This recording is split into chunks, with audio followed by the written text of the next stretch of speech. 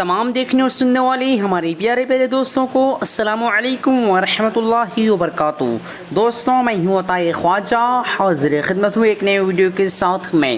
आज मैं इस वीडियो में आप लोगों को आशिक नाम का मायना बताने वाला हूँ। आशिक नाम का मायना जानने से पहले आप लोगों से गुजारिश है, वीडियो को आखिर तक ज़रूर देखते रहिएगा और हमारे चैनल पे नए हैं तो चैनल को सब्सक्राइब करने के साथ साथ बेल आइकन को दबा दीजिएगा। चलिए स्टार्ट करते हैं। आशिक लड़कों का नाम है, ये अरबी ज़बान का लफ्ज़ है और इसका मायना चाहने वाला। आज की इस वीडियो में बस इतना ही। अगर आप लोगों को ये वीडियो पसंद आई हो तो अपने दोस्तों के अंदर में लाजमी शेयर कीजिएगा और अगर ऐसे ही नामों के मायना जानना चाहते हैं तो वीडियो पे लाजमी कमेंट दीजिएगा। फिर मिलते हैं दूसरे वीडियो में, तब तक के अल्लाह हाफिज़। अस्सलामु अलैकुम व रहमतुल्लाहि व बरकातुहू।